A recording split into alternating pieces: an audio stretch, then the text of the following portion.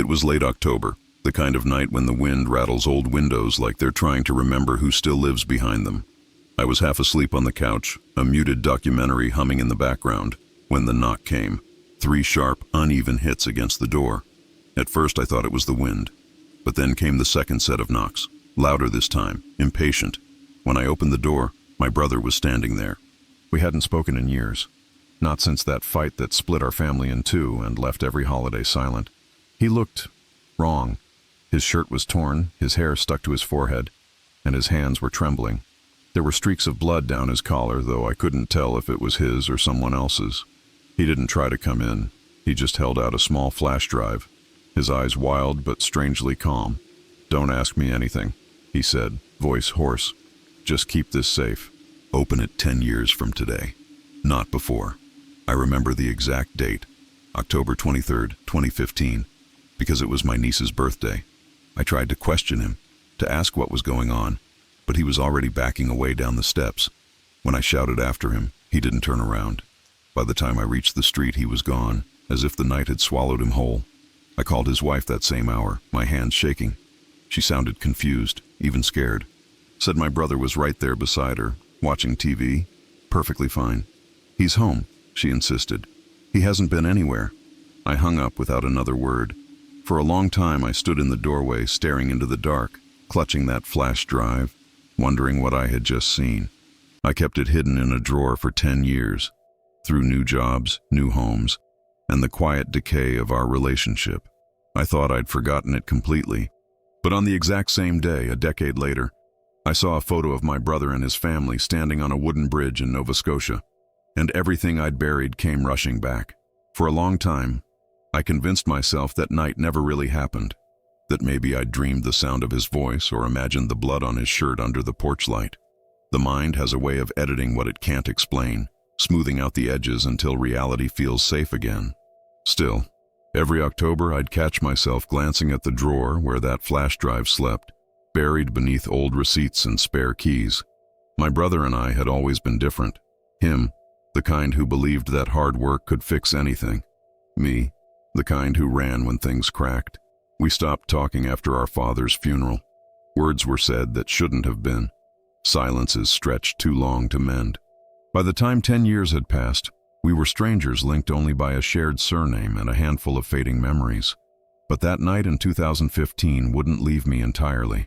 Sometimes when I drove through the dark on my way home, I'd imagine him standing by the roadside again, breathless, wild-eyed, with something urgent to tell me.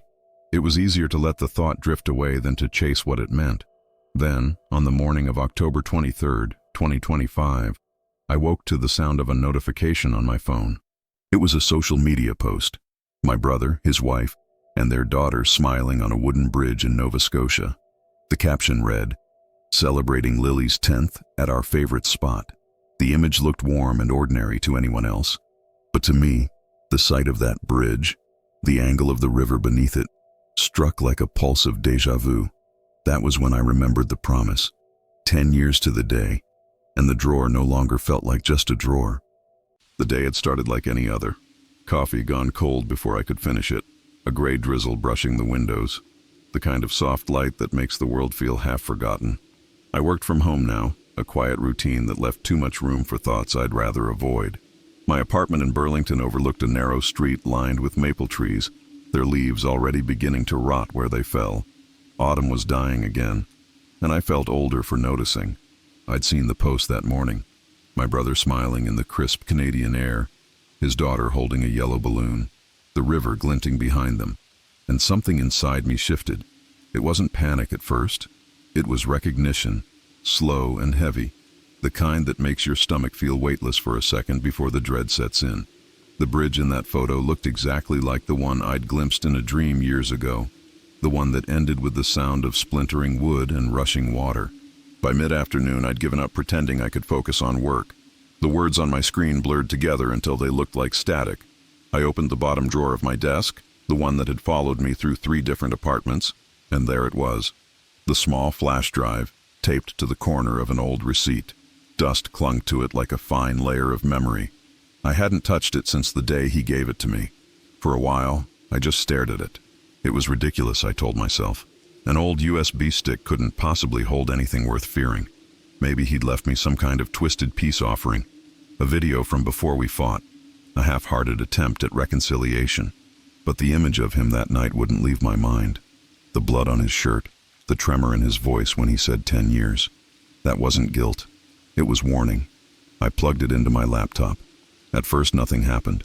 The drive took a long time to mount, the kind of delay that makes you wonder if you've broken something. When the folder finally appeared, there was just one file. Do not open until 2025, MP4. The timestamp read, October 23rd, 2025. Today's date. I hesitated, finger hovering above the trackpad. The rational part of me, the part that used to fix things for a living, told me it was impossible. Files can't timestamp themselves a decade into the future. But another part, the one that had replayed his knock 1,000 times in dreams, whispered, "He told you this would happen." I double-clicked. The screen went black for a few seconds.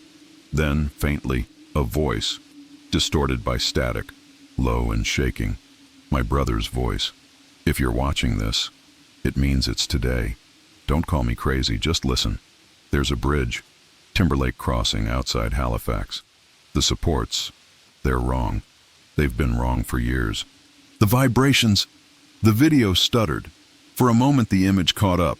His face, gaunt and older than I remembered, sitting in a dim room lit by a single bulb.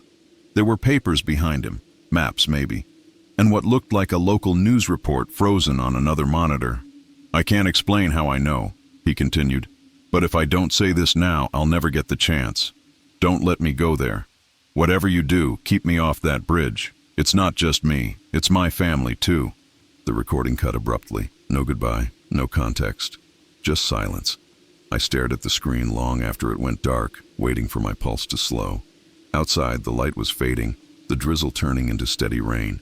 I replayed the clip again, searching for details, anything that could tell me when he had recorded it. But metadata meant nothing now. Every timestamp, every line of code said the same impossible thing. Created today, 10:17 a.m. I tried to think logically. Maybe someone had hacked the file, set it up as an elaborate prank. But who would? We hadn't spoken in a decade. No one even knew about that night except me. I leaned back, running a hand over my face. My reflection in the laptop screen looked unfamiliar. Older, pale, eyes sunken. I'd wasted too many years being angry, holding on to something neither of us even remembered clearly anymore. Maybe this was his way of reaching out, I thought. A strange, desperate gesture disguised as mystery. But beneath that rationalization, something colder pressed against my ribs. A memory of his exact words. "Don't ask me anything. Just keep it safe." I stood and looked out the window. The trees below swayed in the wind, their bare branches like dark veins against the sky. My phone buzzed on the table beside me. Another notification. When I picked it up, it was his post again, shared by a mutual friend. The timestamp said, "Posted 45 minutes ago." They were probably still there. Maybe walking the trail, maybe crossing that same bridge right now. I don't remember deciding to call him. My hands were already dialing before I knew what I was doing. The line rang 4 times before he answered. "What do you want?" His voice was flat, cautious. I froze. Hearing him again after so long felt like standing in an old house where the floor might give way. "Where are you?" I asked. "Out with the family," he said. "Why? Are you near Timberlake Crossing?" Silence. Then a nervous chuckle. "How do you even know about that?" I could hear wind through his phone, the distant laughter of his daughter. I closed my eyes. "Listen to me, okay? Just don't cross that bridge. Please, turn back." He sighed, the sound heavy with years of resentment. "You don't get to tell me what to do anymore." "I know," I said. "But just this once, trust me. Don't ask why. Just not today." Another silence. Longer this time. I thought he'd hung up. Then I heard his wife in the background, asking what was wrong. He mumbled something I couldn't catch, then came back to the line. "We'll head back to the cabin," he said quietly. "Lily's getting tired anyway." The call ended. I exhaled so deeply it felt like my lungs might collapse. Minutes later, as if the world wanted to prove its own cruelty, a new alert lit up my phone. Breaking news from Nova Scotia. Bridge at Timberlake Crossing collapses amid storm surge.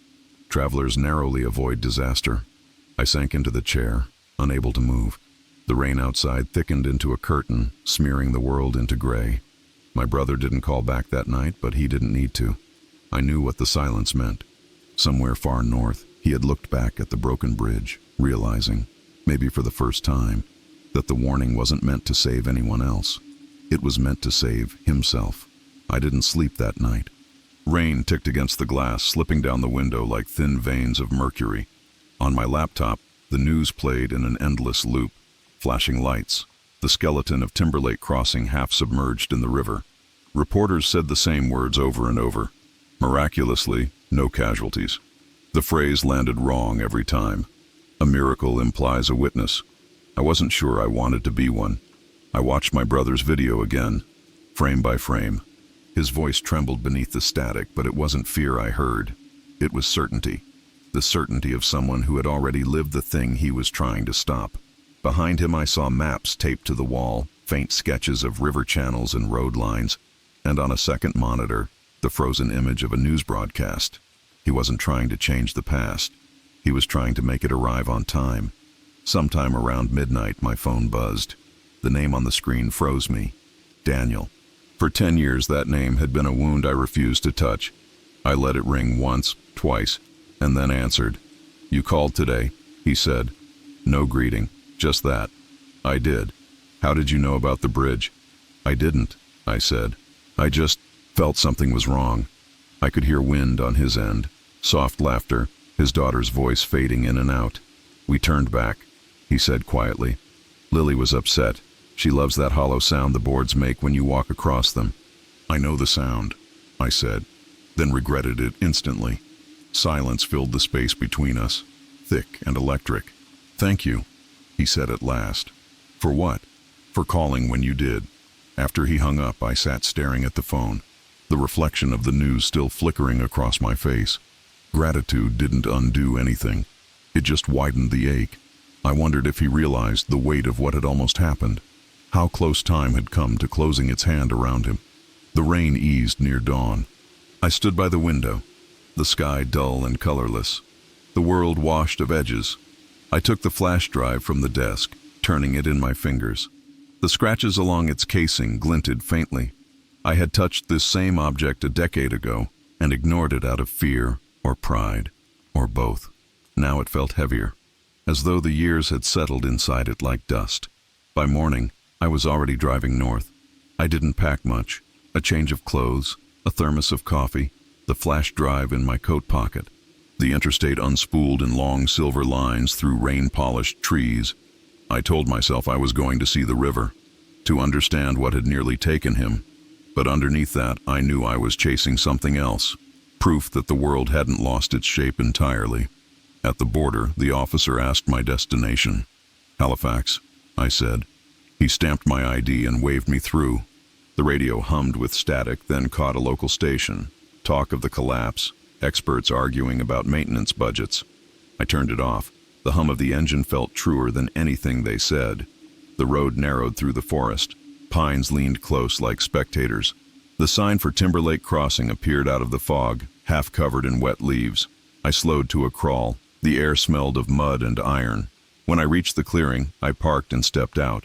The bridge stood ahead, or what was left of it, barricaded with plastic tape and blinking hazard lights.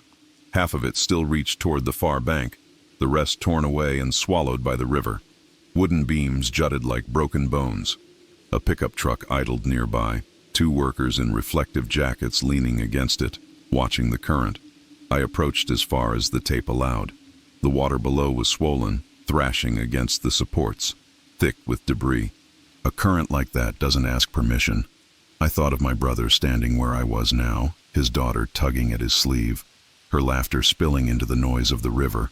And then, if I hadn't called, the silence that would have followed. "Sir," one of the workers said, "you can't be past that line." I stepped back automatically. "Sorry," I murmured. He nodded, studying me for a beat too long before turning away. He must have seen that expression before. People visiting the scene of what didn't happen. My phone vibrated again. An unknown Halifax number. "Mr. Dalton?" a man said, voice clipped. "This is the Municipal Safety Office. We're reviewing witness accounts from the Timberlake incident. You're listed as an emergency contact for Daniel Dalton." "I'm his brother," I said. "Was he on the bridge at the time?" "No." He turned back. "Do you know why?" "Because I called him." A pause. "You warned him?" "Yes." "How did you know something was wrong?" I looked at the river. "I just did." The man hesitated, then thanked me and ended the call. I slipped the phone into my coat and looked back toward the road. That's when I saw him. He stood at the edge of the lot, half hidden by mist, hands in his jacket pockets, eyes fixed on me. For a moment, we didn't move. Then we did, both stepping forward until we met on the wet gravel between our cars. "I didn't tell you I was coming," I said. "No," he answered, "but I knew you would." We stood there a long while, shoulder to shoulder, watching the water gnaw at the wreckage.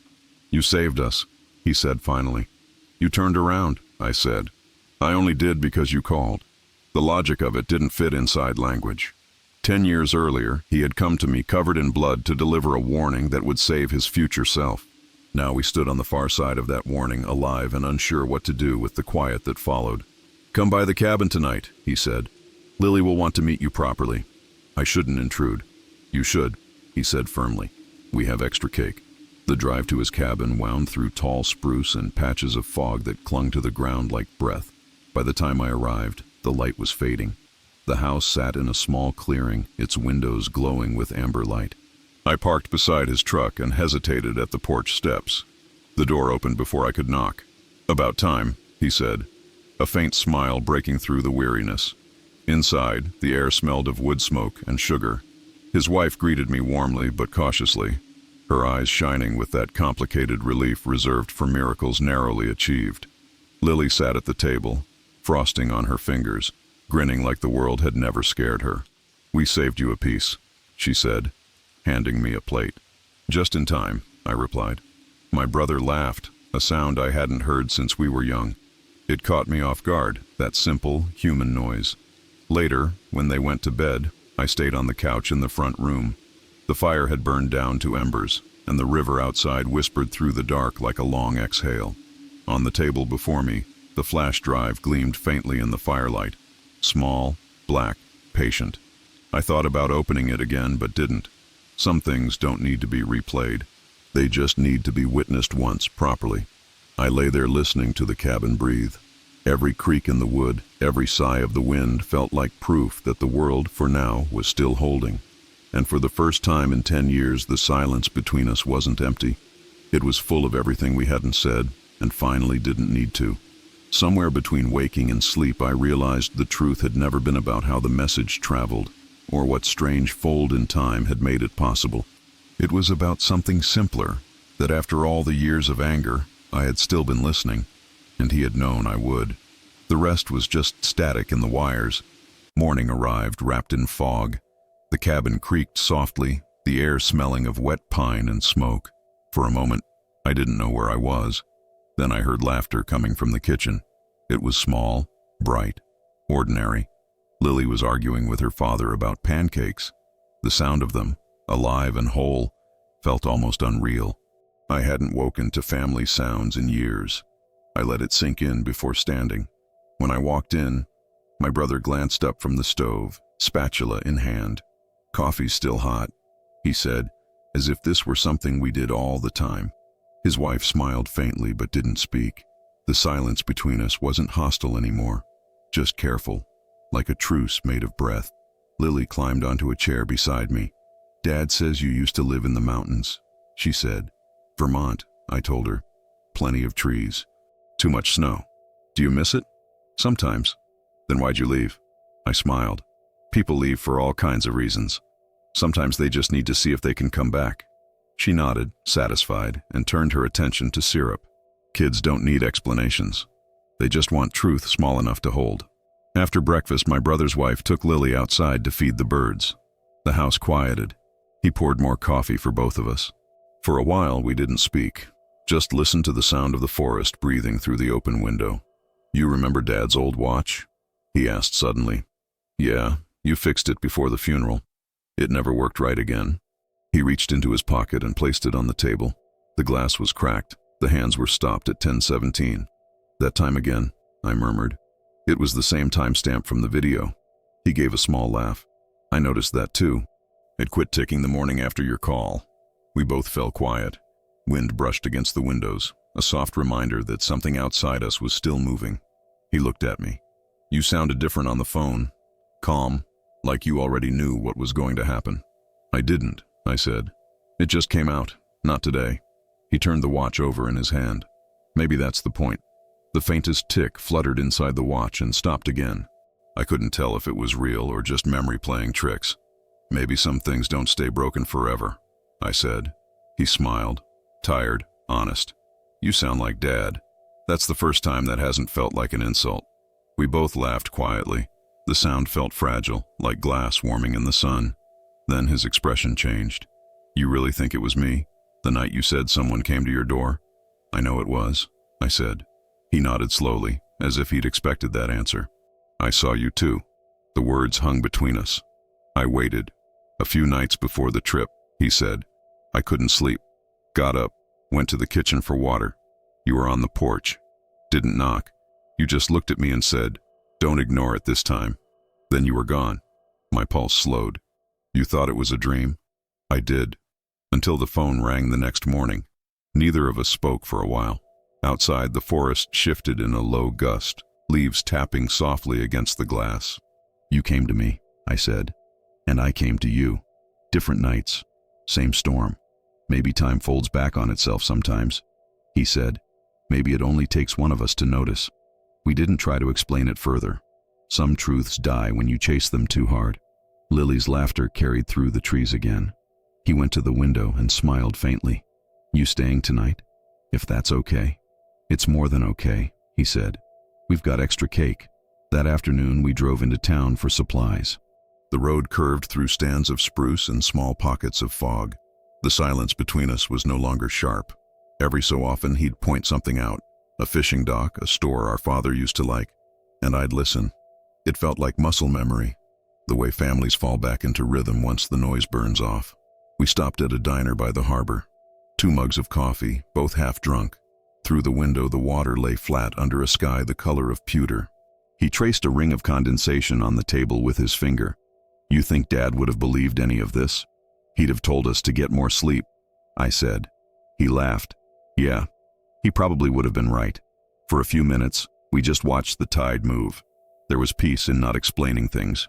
On the way back, the clouds thickened.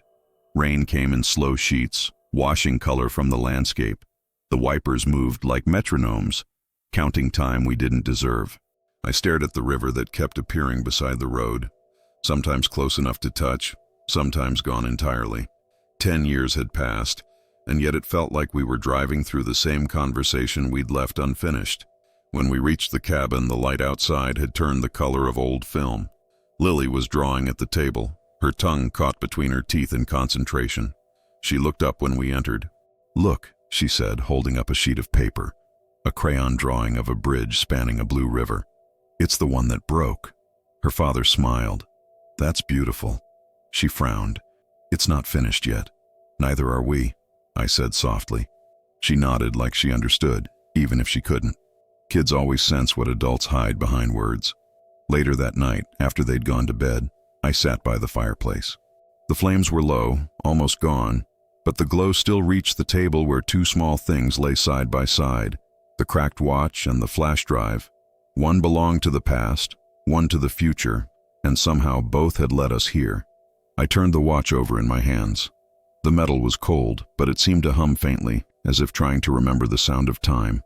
Outside, the river whispered through the trees, steady and endless.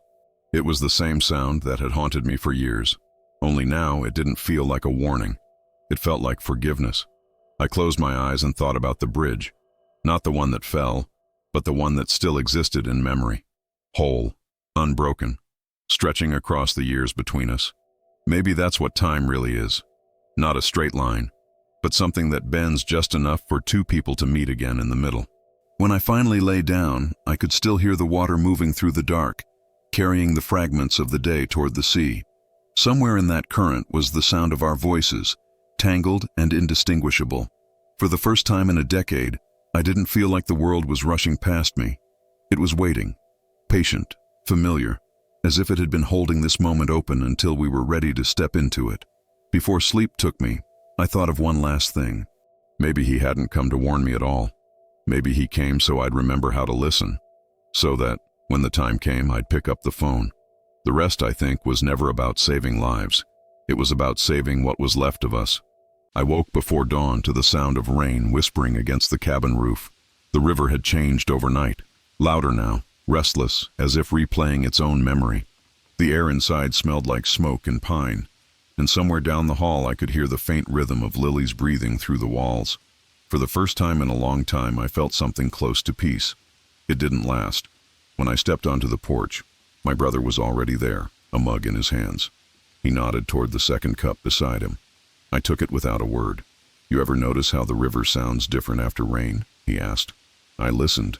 It did. Deeper somehow, like it was speaking from below its surface. "It keeps the old sounds," he said, "even the bad ones." We drank in silence for a while. The fog was heavy over the water, swallowing everything past the first bend. He looked tired but calm, a man carrying something he'd finally accepted instead of resisting. I didn't ask what that felt like. I already knew. By mid-morning, he and Lily went into town for groceries. I stayed behind. I told him I needed to catch up on work, but that wasn't true. The flash drive had been burning a hole in my thoughts all morning. I needed to look again, to see if the story had changed. I sat at the table and plugged it into my laptop. The file was still there. Do not open until 2025 MP4. I pressed play. The image came alive again. My brother, 10 years older, sitting in that dim room. Behind him, the bulb flickered faintly. His voice cracked when he said, "Don't let me cross that bridge." But this time I noticed something else. On the wall behind him was a map, the Timberlake region, and taped to its corner, a photograph.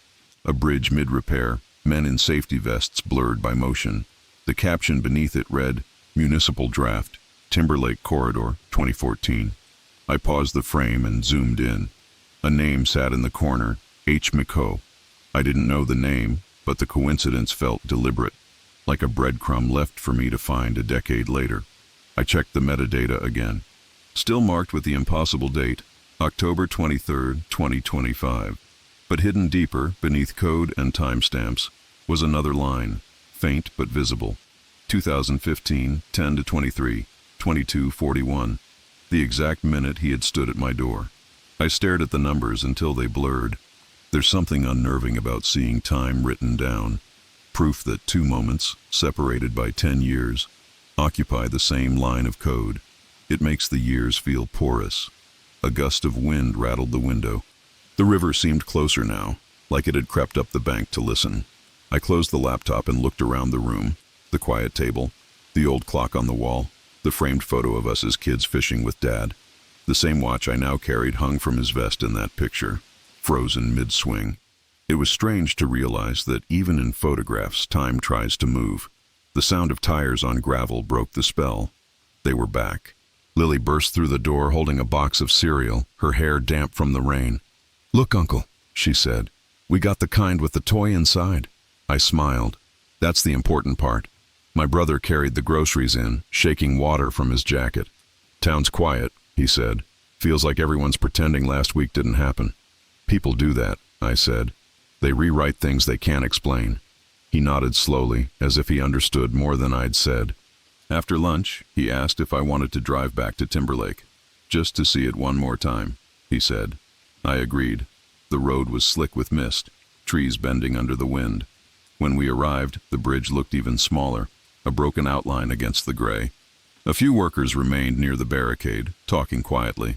One of them, an older man with a gray beard, looked up as we approached. His jacket bore a name tag that made my pulse quicken. H. McCoe. He introduced himself as a structural engineer with the Municipal Review Board. "Been studying this crossing since before you two were kids," he said. "Bridges tell you when they're tired. You just have to know the language." "What kind of language?" I asked. He smiled faintly. "Repeats. Creaks that come in patterns. 6, then 3. The sound of weight remembering itself. 6, then 3. The rhythm I'd heard buried in the static of the video. My brother and I exchanged a look. Mako went on. If you ever felt anything strange before it fell, vibrations, hums, even dreams, I'd appreciate hearing about it.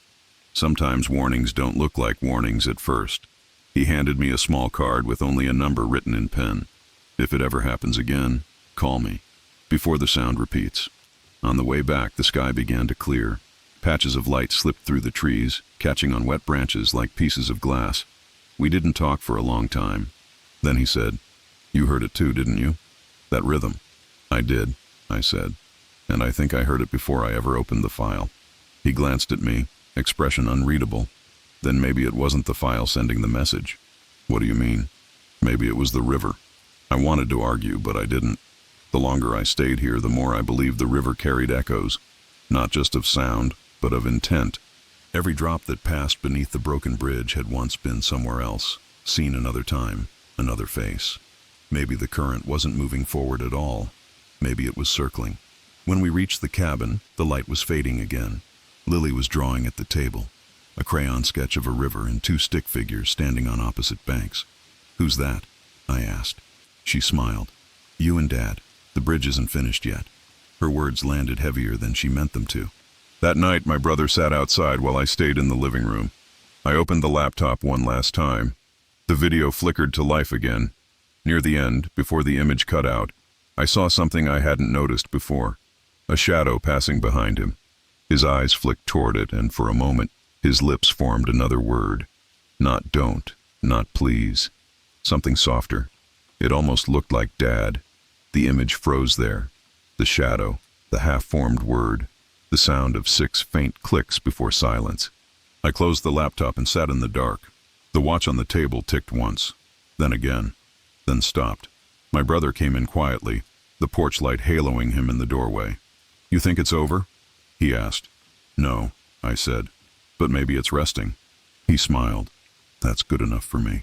He turned off the light and went to bed. I stayed awake, listening to the river moving through the dark. The water spoke in its same pattern. 6 beats, a pause, then 3. The sound was almost kind, almost human. I wrote it down in my notebook without knowing why. Before sleep took me, I looked at the engineer's card resting beside the watch. The ink had smudged from my fingers, but the number was still visible. Beneath it, I wrote a line from memory, something Dad used to say whenever we fixed his old clocks. "If it stops, wait, then try again." Outside, the fog returned, folding around the cabin. Somewhere beyond it, the river kept moving, patient, unhurried, carrying everything it couldn't explain toward whatever waited downstream. The next morning arrived clear and thin, like the air itself had been rinsed. The storm had passed, but the river still carried its weight, moving slower, darker, as if reluctant to forget. I stood at the window watching the fog lift from the water, each tendril unraveling like the last line of a sentence. Breakfast was quiet. Lily drew another bridge, her crayon squeaking over the paper. This time, there were 3 figures standing on it, hand in hand. "It's finished now," she said without looking up. My brother smiled faintly, but I saw the distance behind it. The knowledge that something unfinished never stays that way for long. After the dishes were done, he brought out the wooden box and set it between us. Inside lay the cracked watch, the tiny screwdriver, and our father's note. "If it stops, don't force it. Wait, then try again." The ink had faded, but the words still carried the weight of instruction. He looked at me. "It's time we end it. Or start it," I said. Neither of us laughed. We both understood. Endings and beginnings had started to look the same. I took the flash drive from my pocket and placed it beside the watch. It felt lighter than before, as if it had already fulfilled its purpose. My brother unfolded an old photo he'd kept hidden in the frame above the mantel. 2 boys knee-deep in a river, our father's shadow long behind the camera. Tucked behind it was a weathered municipal document stamped Timberlake Corridor, 2014, signed H. Mako. "I don't know why I saved this," he said. "Maybe because I was supposed to." We sat there for a while, the morning light inching across the table, touching each object in turn. The watch, the paper, the flash drive. It looked like time was taking inventory. "What if the message doesn't need a machine?" he said quietly. "What if it just needs to be sent?" I didn't answer. Instead, I opened the laptop and set up a new recording. Then let's finish it. He nodded, sat down, and faced the lens. The camera caught the morning sun on his face, the same angle I remembered from the video 10 years ago. He hesitated, then spoke. "If you're watching this," he began, "it means it's today. Don't ask questions. Don't try to make sense of it. Just keep me away from that bridge. The supports are wrong, and when the water rises, it'll give. It's not just me. It's my family too." He stopped, took a breath, and then added softly, "Tell me we're not finished. Say not today." I stopped the recording. The file time-stamped itself automatically. October 23rd, 2025. The same date the old one had claimed to come from. A perfect circle. We copied the file 3 times, on the flash drive, on a backup, and on an old SD card. Then we sealed the flash drive inside a small envelope. He wrote nothing on it, just pressed his thumb to the paper, leaving a faint print, like a signature only we would recognize. "Now what?" he asked. "Now we wait," I said. The day moved slowly after that. He chopped wood. I repaired a loose hinge on the porch door. The rhythm of ordinary things was a comfort neither of us named. Around evening, a wind came off the river, cold and metallic, and the world seemed to pause again, holding its breath the way it had 10 years ago. By dusk, the light had gone gold and brittle. I heard the faint echo of water hitting stone. Steady, rhythmic, 6 beats and a pause, then 3 more. I counted it without meaning to. 6 and 3. The pattern from the video, the pattern from the engineer's words, the language of tired things. My brother came out to the porch. "You hear that?" "Yeah." He nodded toward the truck. "Then you know what I have to do." I did. The words didn't need saying. The story had already told us where it went next. We carried the envelope to the truck. He slipped it into the glove box beside a folded road map and Dad's old index card. "If it stops," he started. "I know," I said. "Wait, then try again." He smiled faintly, not with hope, but with recognition, the kind you see in people who've stopped trying to understand and started trusting the current. "Where will you go?" I asked. "Back to where it started," he said. "Vermont." I wanted to tell him not to stay, to let the loop die here. But even if I'd said it, it wouldn't have mattered. The story had been waiting longer than either of us. He climbed into the truck and looked back once. 10 years, he said. 10 years, I echoed. Not today. Not today. The taillights disappeared into the mist curling along the road. I stood on the porch until the sound of the engine blended into the river's voice. When I went back inside, the watch on the table ticked once, then twice, then stopped. I sat there through most of the night listening. The house creaked, the river murmured, and somewhere in the dark a fox barked, sharp and quick, like punctuation. Time felt heavy again, folding around the edges. Near dawn, gravel crunched outside. I didn't move at first. The sound came again. Tires rolling slow, cautious, stopping in the same place as before. I stood and opened the door. He was there, standing in the pale light, his jacket streaked with mud, his hair damp with fog. A scrape marked his cheek, a bruise along his collarbone where the seatbelt had caught him. He looked exhausted and terrified, and somehow younger. He held something in his hand, an envelope soft at the corners. He met my eyes and said the same words I remembered from that night a decade ago. "Don't ask anything. Just keep this safe. Open it 10 years from today, not before." His voice trembled on the last word. I didn't speak. I just took it from him. He turned, walking down the steps as if following a script he didn't write. "Not today," I whispered. He raised a hand without looking back and vanished into the fog. The river's sound swelled for a moment, then steadied. 6 beats, a pause, 3 more. I stood there until the cold crept through my sleeves. Then I went back inside and placed the envelope on the table, right beside the watch. The hands were still frozen at 10:17. For a long time I didn't move. I thought about how easily the years had folded, how one act of fear became another act of mercy. Somewhere in that loop, maybe our father's voice had started it, or maybe the river itself had. Either way, it didn't matter. Some stories don't need beginnings once they find rhythm. I opened the drawer where I'd kept the first envelope all those years ago. It was empty now, waiting. I slid the new one inside, along with a note in my own handwriting. October 23rd, 10 years. call him before the bridge. Then I closed it gently, like sealing a door that would one day knock again. Outside, dawn spilled across the river. The mist thinned, revealing water smooth as glass. For the first time, it didn't look like something that carried secrets. It just looked alive, steady, endless, and learning at last how not to break. Some stories don't end with answers, just quieter versions of the same questions.